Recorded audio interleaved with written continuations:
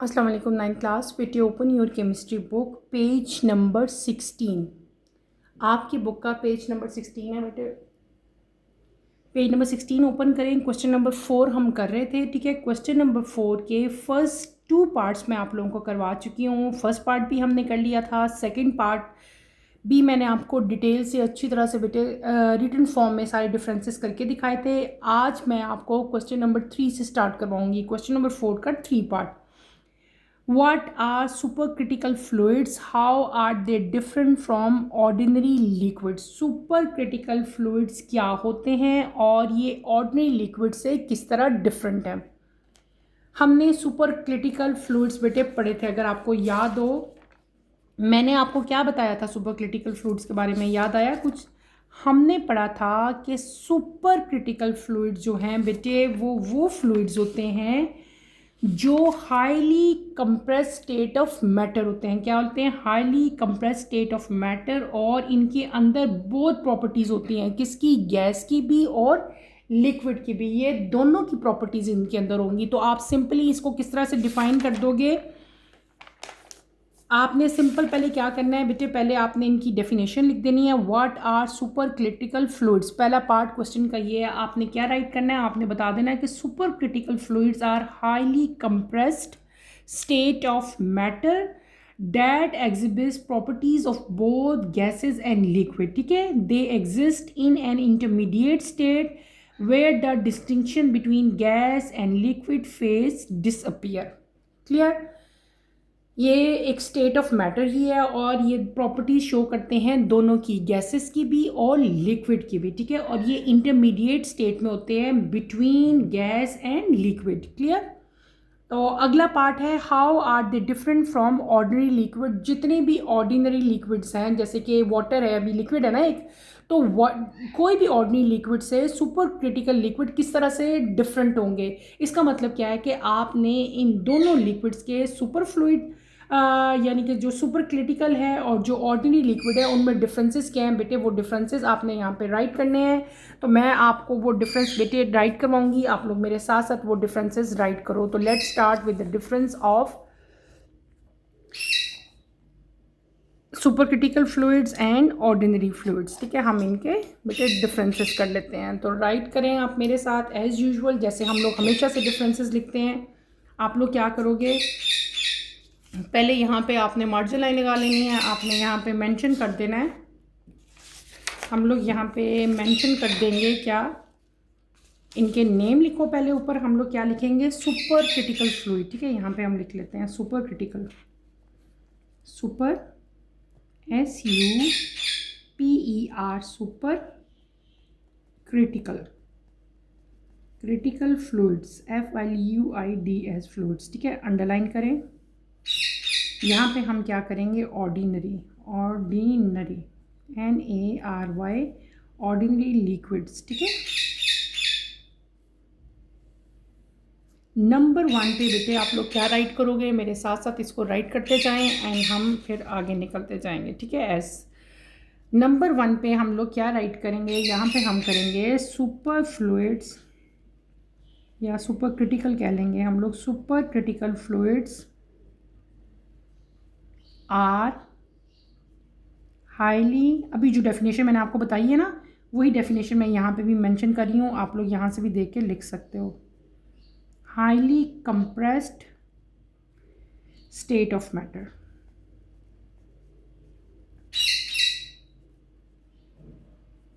that exhibits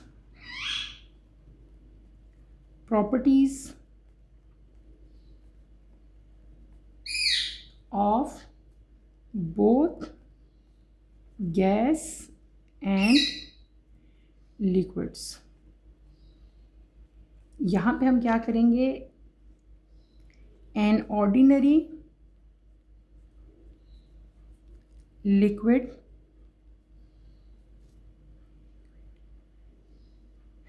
is a state of matter, इसकी भी हम डेफिनेशन लिख देते हैं ना, state of matter that has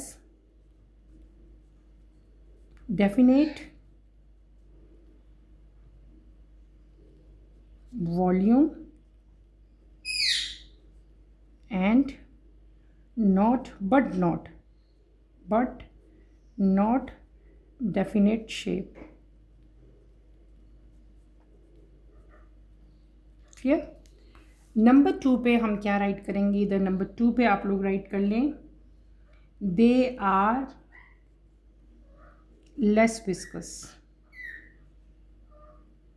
VISCOUS, और ये क्या आ जाएगा, they are more viscous.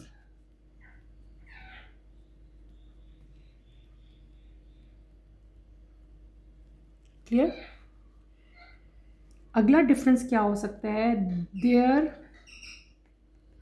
Rate of diffusion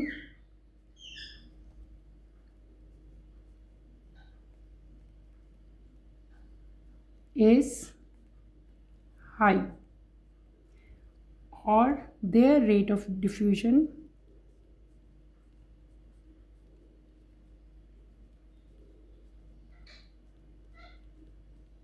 is low बेटे। ठीक है, नेक्स्ट की तरफ मूव करते हैं हम लोग। नेक्स्ट डिफरेंस नंबर 4 पे हम क्या राइट करेंगे, they are easily compressible,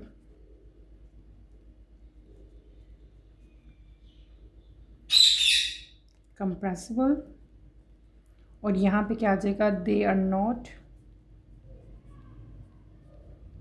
easily compressible।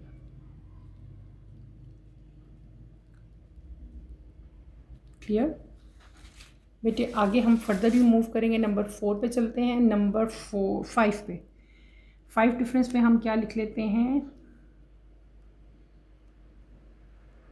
The density of the super critical fluids is similar to liquids but can be changed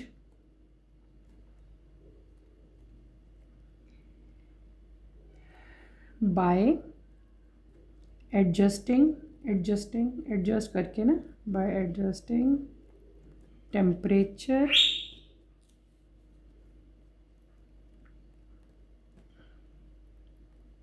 and pressure।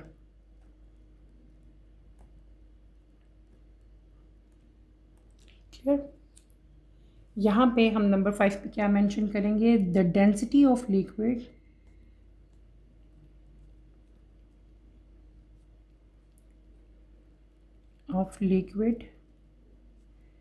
is fixed and cannot be easily changed।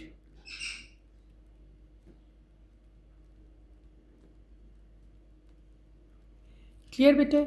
ये मैंने आपको क्या right करवा दिए, हमने right कर लिए super critical fluids और ऑर्डिनरी लिक्विड जो है उनमें क्या डिफरेंसेस हैं, ये हमने राइट कर लिए। क्वेश्चन नंबर, ये हमारा थर्ड पार्ट था क्वेश्चन नंबर 4 का। ठीक है, super critical fluids are highly compressed state of matter that exhibits properties of both liquid and gas. ये वो फ्लूइड्स होते हैं जिनके अंदर ये इंटरमीडिएट स्टेट है जिसमें लिक्विड और गैसेस दोनों की प्रॉपर्टीज़ होती हैं। और लिक्विड का तो बेटे आप सब लिक्विड से फैमिलियर हो। लिक्विड क्या है कि स्टेट ऑफ मैटर है जिसकी डेफिनेट वॉल्यूम तो होता है बल्कि इसकी कोई डेफिनेट शेप नहीं होती। ठीक है, द ई भी आएगा।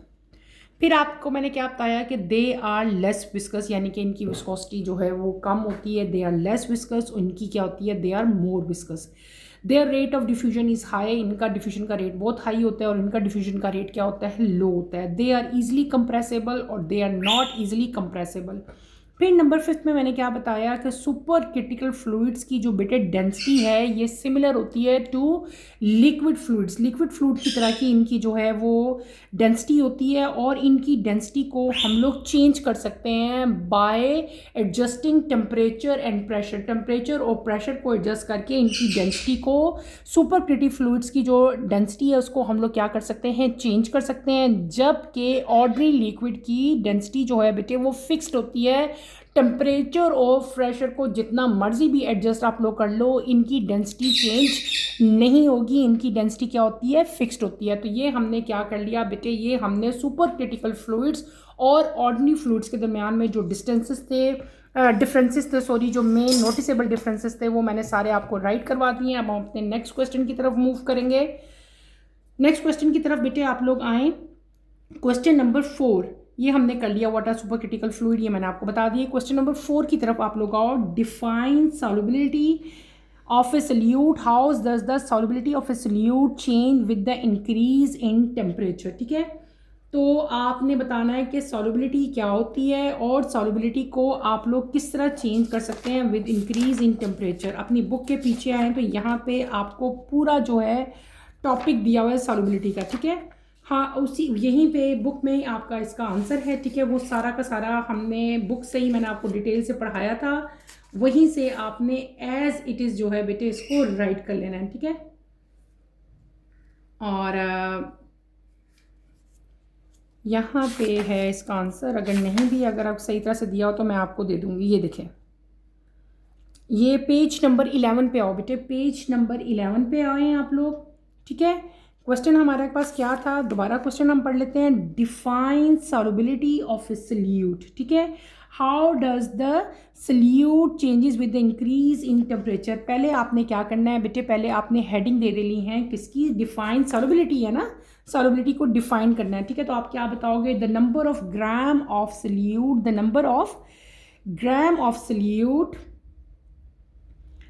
आप सिंपल डेफिनेशन लिखोगे, the number of grams of solute dissolve in 100 gram of solvent to prepare a saturated solution at particular temperature is called solubility. ठीक है, ये यहाँ पे आपका ये पूरा टॉपिक दिया हुआ है। ठीक है, आपने सॉल्युबिलिटी की डेफिनेशन लिख लेनी है। डेफिनेशन लिखने के बाद आपने हेडिंग देनी है effect of temperature on solubility of solute. ठीक है, तो ये इसकी डेफिनेशन है। ये देखें, ये टॉपिक है बेटे, पेज नंबर 11 पे इसका आंसर दिया गया है। इधर से लेकर यहाँ तक फर्स्ट 2 लाइंस में इसकी डेफिनेशन है। उसके बाद आपने हेडिंग दे देनी है इफेक्ट ऑफ टेम्परेचर, और यहाँ से लिखते हुए आपने यहाँ तक बेटे सारा का सारा जो है वो कंप्लीट लिखना है, और कोशिश करनी है कि आप यहाँ पे ये ग्राफ भी जो है, जो कर्व बना हुआ है, इसको भी आप ड्रॉ करो। लेकिन आपने ना इसको हेडिंग्स की फॉर्म में लिख देना कि इफेक्ट ऑफ टेम्परेचर के सॉल्युबिलिटी जो है, पहले आप हेडिंग दे देना solubility increases with rise of temperature. ठीक है, फिर हमने सेकंड, जिसमें इसमें आपकी एग्जांपल दी हुई है, ये AgNO3 की एग्जांपल दी हुई है। फिर आपने अगली हेडिंग दे दी है solubility decreases with the increase in temperature. ठीक है, वो यहाँ से आप देखें, ये देखें मैंने आपको क्या कहा, पहले आपने सॉल्युबिलिटी की डेफिनेशन लिख ली, फिर आपने हेडिंग देनी है इफेक्ट ऑफ टेम्परेचर। ठीक है, इफेक्ट ऑफ टेम्परेचर में आगे फर्दर सब हेडिंग्स देनी है। पहले आप लिखोगे solubility increase with rise of temperature. ठीक है, यहाँ से आपने देर से शुरू करना है, जहाँ पे मेरा बॉल पॉइंट है, देर से शुरू करते हुए आपने बेटे यहाँ तक लिखना है टेम्परेचर तक। फिर आपने सेकंड हेडिंग देनी है solubility decreases with the rise of temperature, यहाँ से लेकर यहाँ तक आप लिखोगे टेम्परेचर तक। फिर आप थर्ड हेडिंग दोगे no effect of solubility with rise of temperature, तो उसमें आपने ये एंड वाली 3 लाइन्स लिख लेनी है। क्लियर, तो इस तरह से ये आप लोग इसको लॉन्ग क्वेश्चन जो है वो अपना सॉल्व कर लोगे। पीछे से मैंने आपको पेज बता दिया। क्वेश्चन नंबर 5 की तरफ आप लोग आओ। इसमें आपने ये कर्व ज़रूर बनाना है। ठीक है, इस कर्व को छोड़ना नहीं है। क्लियर हो गया। नेक्स्ट हम लोग आएंगे अपने नेक्स्ट क्वेश्चन की तरफ। नेक्स्ट क्वेश्चन हमारा क्या है, क्वेश्चन नंबर 5 हमें दिया हुआ है। क्वेश्चन नंबर 5 आपका है, what types of movement are present in gaseous and liquid molecules. Liquid molecules में और गैशियस मॉलिक्यूल्स में किस तरह की मूवमेंट्स होती हैं, ये आपने बताना है बेटे। अपनी बुक के पीछे आए जहाँ पे गैसेस और लिक्विड मॉलिक्यूल्स लिखी हुई हैं। मैंने आपको इस चैप्टर के स्टार्ट में बेटे, अगर आपको याद हो तो मैंने आपको सॉलिड लिक्विड गैसेस में डिफरेंसेस भी बताए थे। उन डिफरेंसेस में भी उनकी मूवमेंट का जिक्र है। ठीक है, मैंने तीनों की मूवमेंट्स बताई हैं किस तरह की होती हैं, लेकिन मैं दोबारा बता देती हूँ बेटे। पहले हम लोग हेडिंग दे लेना आप लोग गैस की, ठीक है, गैस मॉलिक्यूल्स की। फिर आपने हेडिंग दे लेनी है लिक्विड मॉलिक्यूल्स की। गैस मॉलिक्यूल्स में बेटे आप लोग क्या राइट करोगे, आप लिखोगे कि गैस के जो मॉलिक्यूल्स हैं वो क्या होते हैं, वाइड। मेरी बातों को सुनो, ये सब कुछ मैं आपको पहले नोट करवा चुकी हूँ, इसको दोबारा से आप लोग सुने और अपनी वर्डिंग्स में लिखने की कोशिश करें। पहले आपने क्या हेडिंग दे लेनी, गैस मॉलिक्यूल्स की। गैस मॉलिक्यूल्स में बेटे आपने क्या राइट करना है कि मॉलिक्यूल्स जो गैस के हैं ये वाइडली स्प्रेड होते हैं, एक दूसरे से दूर दूर होते हैं, और रैंडम और रैपिड मोशन में होते हैं। रैंडम मोशन होती है जिसकी कोई डायरेक्शन नहीं होती, किसी भी डायरेक्शन में, कोई यहाँ पे जा रहा है कोई वहाँ जा रहा है, ऐसे जिग जैग रैंडम मोशन है। और रैपिड मोशन है यानी कि हर टाइम मोशन में रहते हैं और तेज तेज ये मूव करते हैं, ठीक है। तो और दूसरा क्या लिख लोगे कि इनकी इंटरमॉलिक्यूलर फोर्सेस जो हैं बहुत वीक होती हैं, जिसकी वजह से ये फ्रीली हर डायरेक्शन में मूव करते हैं। क्लियर हो गया? दोबारा बता देती हूँ, मैंने आपको क्या बता दिया, लिक्विड की मूवमेंट क्या पढ़ा हमने, पढ़ा कि जो गैस की मूवमेंट, गैस की मूवमेंट की बात मैं कर रही हूँ, गैस की मूवमेंट, ठीक है। गैस की जो मॉलिक्यूल्स हैं बेटे ये वाइडली स्प्रेड होता है, नंबर 1। नंबर 2 क्या लिखेंगे, इनकी मोशन रैंडम होती है। नंबर 3 क्या लिखोगे, इनकी मोशन रैपिड होती है, तेज़ होती है। 4th पॉइंट क्या लिखोगे, इनकी इंटरमॉलिक्यूलर फोर्सेस जो हैं बहुत वीक होती हैं, जिसकी वजह से ये फ्रीली हर डायरेक्शन में, इन ऑल डायरेक्शन जो है ये मूव करते हैं। क्लियर? फिर दूसरी आप हेडिंग देंगे लिक्विड मॉलिक्यूल्स की। अब लिक्विड मॉलिक्यूल्स को हम डिफाइन कर देंगे, उनकी मूवमेंट को। लिक्विड मॉलिक्यूल्स जो हैं बेटे ये क्लोजली पैक्ड होते हैं और रैंडमली मूव करते हैं। इनकी मूवमेंट जो है मतलब ये सॉलिड की तरह स्ट्रांगली एक दूसरे के साथ अटैच नहीं होते, लेकिन गैसेस की निस्बत इनकी जो फोर्सेस हैं, जो इंटरमॉलिक्यूलर फोर्सेस हैं, वो गैसेस के निस्बत स्ट्रांग होती हैं, ठीक है। और ये भी रैंडमली जो है मूव करते हैं, और इनकी मूवमेंट जो है वो गैस की तरह फ्री नहीं होती। और इंटरमॉलिक्यूलर फोर्सेस मैंने पहले बता दी हैं, इनकी जो है वो लिक्विड की निस्बत जो है वो थोड़ी सी स्ट्रांग होंगी, और रैंडम कंप्लीट रैंडमनेस नहीं आएगी, बस नज़दीक नज़दीक जो है ना वो इनके मॉलिक्यूल जो है वो मूव करेंगे, ठीक है। क्लियर हो गया? नेक्स्ट है आपका क्वेश्चन आता है, क्वेश्चन नंबर 6 की तरफ आप लोग आएंगे, ठीक है। क्वेश्चन नंबर 6 की तरफ हम आएंगे। क्वेश्चन नंबर 6 आपको दिया हुआ है, differentiate between areas which are studied under inorganic and organic chemistry. आपने डिफरेंसेस राइट करने हैं बेटे, किसके? ऑर्गेनिक केमिस्ट्री के एंड इनऑर्गेनिक केमिस्ट्री के। ऑर्गेनिक केमिस्ट्री और इनऑर्गेनिक केमिस्ट्री के डिफरेंसेस बिल्कुल ऐसे ही आप लोग राइट करोगे, 2 कॉलम बनाओगे, यहाँ पे लिखोगे ऑर्गेनिक केमिस्ट्री, यहाँ पे क्या लिखोगे, इनऑर्गेनिक केमिस्ट्री। आपकी बुक में बेटे यहाँ पे जब अगर आप पीछे आओ बेटे, यहाँ पे ये देखें ऑर्गेनिक और इनऑर्गेनिक लिखी हुई है, यहाँ पे इनके डिफरेंसेस भी हैं, बस थोड़े से लिखने हैं, मैं यहीं से आपको बता देती हूँ। पहला डिफरेंस क्या है कि इनऑर्गेनिक केमिस्ट्री वो केमिस्ट्री की ब्रांच है जिसमें हम लोग उन कंपाउंड को स्टडी करते हैं जिनमें या तो कार्बन नहीं होता या बहुत कम कार्बन होता है। और इसका डिफरेंस अगर हम देखेंगे तो ऑर्गेनिक केमिस्ट्री में हम कार्बन कंटेनिंग कंपाउंड्स की स्टडी करते हैं, पहला डिफरेंस। नंबर 2 डिफरेंस बेटे हम क्या राइट करेंगे कि जो है इनऑर्गेनिक कंपाउंड है, it composed of metal, non metal और मिक्सचर ऑफ दीज, ठीक है। और जब हम लोग ऑर्गेनिक केमिस्ट्री की आप लोग बात करोगे तो यहाँ पे आप लोग क्या करोगे कि हम यहाँ पे स्टडी करेंगे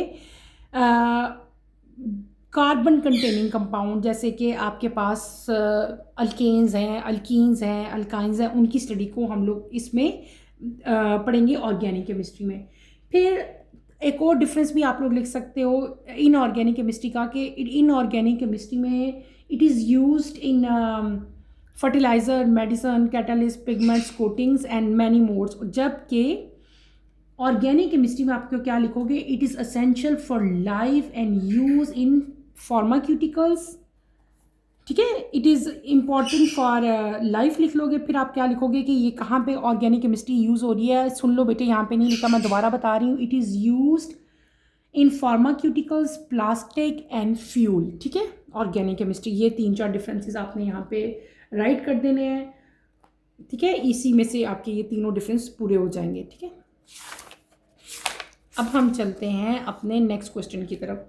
ये क्वेश्चन हमने कंप्लीट कर लिया, अब हम नेक्स्ट क्वेश्चन करेंगे। नेक्स्ट क्वेश्चन हमारा है इन्वेस्टिगेटिव क्वेश्चंस हैं हमारे, 2 क्वेश्चन हैं। क्वेश्चन नंबर 5 में फर्स्ट पार्ट है, preparation of the solution lead to an important process in chemistry which enable us to purify a compound through crystallisation. Describe a process in which potassium nitrate is purified by crystallising it in water. आपको पूछा हुआ है कि हम लोग जब बहुत सारे बेटे सोल्यूशन को प्रिपेयर कर रहे होते हैं, ये एक इंपॉर्टेंट प्रोसेस है केमिस्ट्री में, ठीक है। तो आपने एक प्रोसेस बताना है जिसमें पोटाशियम को बेटे पोटाशियम नाइट्राइट को प्योरीफाई किया जाता है, किस मेथड से? By crystallisation in water. How, ये आपने तरीका बताना है। मैं आपको उसके मेन पॉइंट्स बताऊंगी, आप पॉइंट वाइज लिखोगे। आपने क्या हेडिंग देनी है, गौर से सुनो बेटे। हम क्या लिखेंगे, हम पहले हेडिंग देंगे प्योरीफिकेशन। आपने हेडिंग दे लेनी है purification of potassium nitrite by crystallisation. इसमें 5 स्टेप्स हमारे पास आएंगे। कितने स्टेप्स आएंगे? 5 स्टेप्स आएंगे। हम उनको 1 बाय 1 राइट करेंगे। मैं आपको राइट करके बताती हूँ, आप लोग मेरे साथ साथ जो है पॉइंट वाइज वो सारे पॉइंट्स लिखते जाओ, ठीक है। हम कैसे पॉइंट्स लिखेंगे, आप लोग मेरी इधर आए, मैं आप लोगों को ठहरे 1 सेकंड बेटे, मैं आपको पेपर दूँ और आप इस तरह राइट करते जाओ, ठीक है।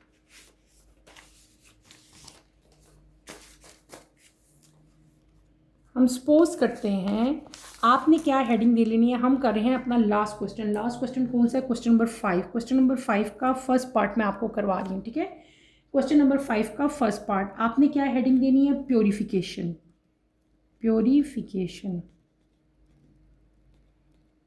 ठीक है, प्योरीफिकेशन पूरी हेडिंग दे लो। Purification of potassium nitrite by crystallisation. अब इसकी सब हेडिंग्स आएंगी। पहली क्या होगी? डिसोल्यूशन।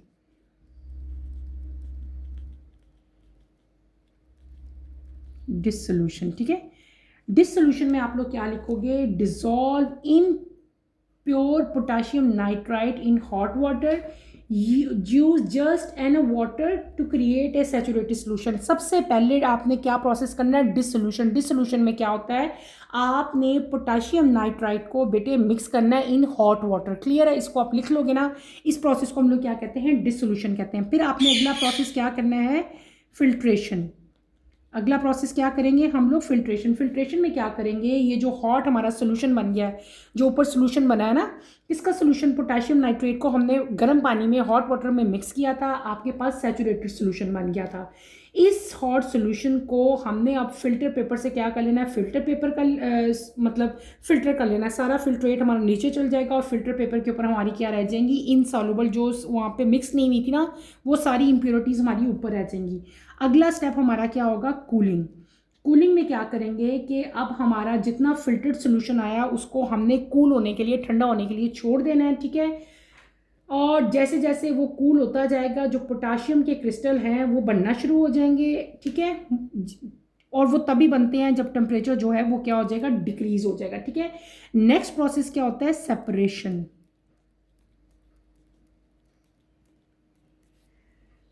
में क्या करना है? अब हमने क्रिस्टल्स जो फिल्ट्रेशन से जो क्रिस्टल्स हमारे पास आए थे ना, उसको हमने क्या कर लेना है? उसको हमने कोलेक्ट कर लेना है और जो इम्प्योरिटीज़ हैं, लिक्विड है यानी कि जो, उसको हमने ड्रेन कर देना है और जो हमारे क्रिस्टल बन गए हैं उनको हमने क्या कर लेना है? सेपरेट कर लेना है। और लास्ट पार्ट क्या है आपका? ड्राइंग में आप लोग क्या करोगे? हमने इन क्रिस्टल्स को जो है ठंडे पानी से, बेटे कोल्ड वाटर से आपने इसको वॉश करना है। उसमें से सारी इम्प्योरिटीज़ रिलीज़ हो जाएंगी और आपके पास सिर्फ और सिर्फ जो है वो, फिर जो आपके पास चीज़ एंड पे बच जाएगा फिल्ट्रेट, उसको आप लोग ड्राई करोगे। ड्राई करने के बाद एंड पे उसको जेंटल लाइट सा हीट करेंगे और आपके पास क्या आ जाएंगे? प्योर क्रिस्टल आ जाएंगे। किसके? पोटाशियम नाइट्रेट के, ठीक है। तो आपने इस क्वेश्चन में ये सारे पॉइंट्स लिखने हैं, इनकी हेडिंग देनी है और इनके आगे लिखते रहना है। मैं दोबारा एक दफ़ा बता देती हूँ। पहले आप हेडिंग दोगे purification of potassium nitrate by crystallisation. पहला स्टेप क्या है? डिसोल्यूशन। आपने क्या करना है? पोटाशियम नाइट्रेट को हॉट वाटर के अंदर मिक्स करना है, ठीक है, और एक सैचुरेटेड सोल्यूशन बना लेना है। दूसरे में क्या करना है? आपने फिल्टर पेपर से अपने इस सोल्यूशन को फिल्टर करना है, ठीक है। आपका सारा लिक्विड फिल्टर पेपर से नीचे चला जाएगा और जो इम्प्योरिटीज़ हैं वो फिल्टर पेपर में रह जाएंगी। तीसरे में क्या करना है? आपने का जो सोल्यूशन नीचे आया है, जो प्योर सोल्यूशन आया है, उसको आपने ठंडा होने देना है, कूल होने देना है। जब टेम्परेचर कम हो जाएगा, जब टेम्परेचर डिक्रीज हो जाएगा, तो आपके क्रिस्टल बनना शुरू हो जाएंगे। अब आप क्या करोगे? उस क्रिस्टल्स को दोबारा ठंडे पानी से आपने अच्छी तरह वॉश कर लेना है। कोई भी इंप्योरिटीज़ हुई हो फर्दर निकल जाएंगी और इस तरह से आपके क्रिस्टल जो हैं वो सेपरेट हो जाएंगे। अब इन क्रिस्टल्स को आपने लाइट जेंटल हीटिंग देनी है और उसके बाद आपने इनको क्या कर लेना है? ड्राई कर लेना है। अब एंड पे जो चीज़ आपके पास बच जाएगी, these are known as crystals, ठीक है, किस चीज़ के क्रिस्टल बच जाएंगे, ये क्रिस्टल बच जाएंगे बेटे पोटाशियम नाइट्रेट के। और ये आपने पूरा प्रोसेस ऐसे ही हेडिंग देके यहाँ पे लिख देना 1 बाय 1। क्लियर है। अब आते हैं हम अपने लास्ट क्वेश्चन के लास्ट पार्ट की तरफ, क्वेश्चन नंबर 5 का part 2। Graphene is called a miracle material and it is the material of the future. Which of its many properties make it very useful in electronics. Graphene जो है इसको miracle कहा जाता है, अजूबा कहा जाता है, ठीक है। क्यों, वाई इसको कहा जाता है कि ये ना मिरेकल मटेरियल है, फ्यूचर में ये बहुत बड़ी बड़ी मतलब इससे एडवांसमेंट आएंगी, नई नई चीज़ें बनेंगी। वो कौन सी प्रॉपर्टीज़ हैं इसकी ग्राफीन की जो इसको यूज़फुल बनाती हैं कि इसको हम लोग इलेक्ट्रॉनिक्स में यूज़ करते हैं। तो बेटे ग्राफीन मैंने आपको पहले भी बताया था, पहले एक क्वेश्चन में भी हमने ग्राफीन के बारे में पढ़ा था, अभी भी मैं आपको बता देती हूँ। ग्राफीन जो है आपकी बुक में भी दिया गया है, इसी क्वेश्चन नंबर 5 का पार्ट 2 है, ठीक है। तो इसकी बहुत ग्राफीन को की जो की प्रॉपर्टीज़ हैं वो कौन कौन सी हैं मैं आपको पॉइंट वाइज बता देती हूँ। इसकी पहली प्रॉपर्टी क्या है कि ये हाई इलेक्ट्रिकल कंडक्टिविटी है, it is a good conductor of heat and electricity, ठीक है। डक DUCTIVITY, ठीक है। ये इसकी पहली प्रॉपर्टी है कि ग्राफीन जो है it conduct electricity much better than other material, ठीक है, due to its unique structure. इसका स्ट्रक्चर ऐसा है कि ये सबसे ज़्यादा जो है हाईली इलेक्ट्रिकल कंडक्टिविटी इसकी है और ये इलेक्ट्रिसिटी को कंडक्ट करता है। इसके इलेक्ट्रॉन जो हैं वो फ्रीली मूव करते हैं और बहुत सारे ऐसे इंस्ट्रूमेंट हैं जैसे कि ट्रांजिस्टर है और डिफरेंट टाइप के सर्किट्स हैं जिनमें हम लोग ग्राफीन को यूज़ करते हैं। नंबर 2 प्रॉपर्टीज़ की क्या है, high electron mobility, high electron mobility, ठीक है। इसका मतलब क्या है कि जो ग्राफीन के जो इलेक्ट्रॉन हैं बेटे ये बहुत फास्ट मूव करते हैं। आपने क्या बताना है, the electrons of graphene move very fast, ये बहुत फास्ट मूव करते हैं और जिसकी वजह से जो डिवाइस की वर्किंग है वो बहुत क्विकली और एफिशिएंट होती है। जिस डिवाइस में भी हमने ग्राफीन यूज़ किया होगा ना, क्योंकि इनके इलेक्ट्रॉन जो है मैंने क्या कहा बहुत तेज़ मूव करते हैं, इसकी वजह से आपका जो डिवाइस है उसकी जो स्पीड है वो बहुत ज़्यादा एफिशिएंट होती है और क्विकली होती है। और यही वजह है कि इसको हम लोग जो हमारे बहुत फास्ट प्रोसेस हैं उनकी इम्प्रूवमेंट के लिए, उनकी जो परफॉर्मेंस है उसके लिए हम यहाँ पे ग्राफीन यूज़ करते हैं, ठीक है। फिर अगली प्रॉपर्टीज़ की आती है थिननेस, ठीक है।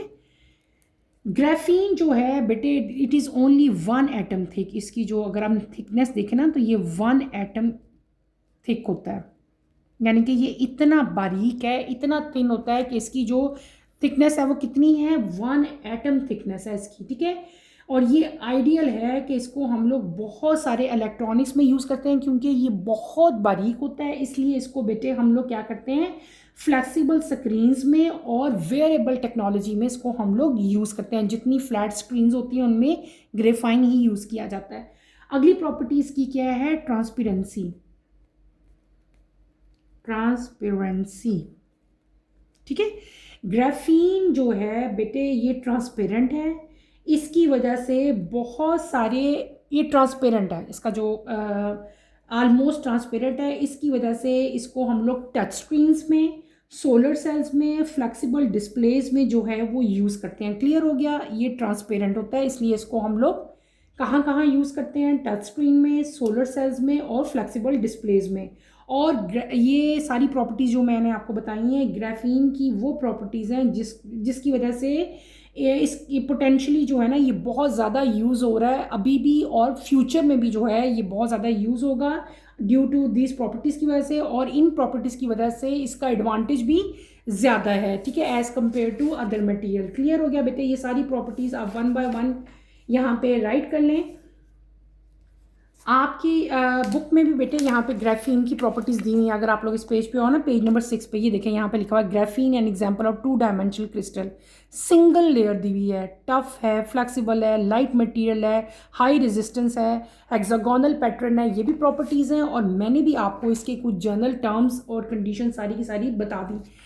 तो बेटे इसके साथ ही हमारा ये चैप्टर, हमारी एक्सरसाइज जो है वो कंप्लीट हो गई है। ठीक है, हमने सारे के सारे क्वेश्चन कंप्लीट कर लिए। अगर आप यहाँ पे देखो बेटे, हमने पार्ट 1 जो था MCQs थे हमारे, वो भी हमने कंप्लीट कर लिए। क्वेश्चन शॉर्ट आंसर्स थे वो भी मैंने आपको करवा दिए। कंस्ट्रक्टिव रिस्पॉन्स क्वेश्चन थे बेटे, वो भी सारे के सारे 1 बाय 1 मैंने आपको कंप्लीट करवाए। उसके बाद हमने question number 4 descriptive question complete किया, और इन द एंड मैंने आपको लास्ट क्वेश्चन इन्वेस्टिगेटिव क्वेश्चन जो हैं वो भी कंप्लीट करवा दिए। ठीक है, तो हमने फर्स्ट चैप्टर की एक्सरसाइज कंप्लीट कर ली है। इंशाल्लाह कमिंग लेक्चर में हम चैप्टर 2 को स्टार्ट करेंगे। ठीक है, और यहीं पे मैं अपना टॉपिक ख़त्म करूँगी। इंशाल्लाह नेक्स्ट लेक्चर में आपसे दोबारा मुलाकात होगी। कमिंग लेक्चर की नोटिफिकेशन के लिए आप चैनल को शेयर करें, लाइक करें और सब्सक्राइब करें, और मुझे इजाज़त दें। इंशाल्लाह नेक्स्ट लेक्चर में आपसे दोबारा मुलाकात होगी। टिल देन अल्लाह हाफ़िज़। 9th क्लास, टेक केयर बेटे, अपना ख्याल रखिएगा।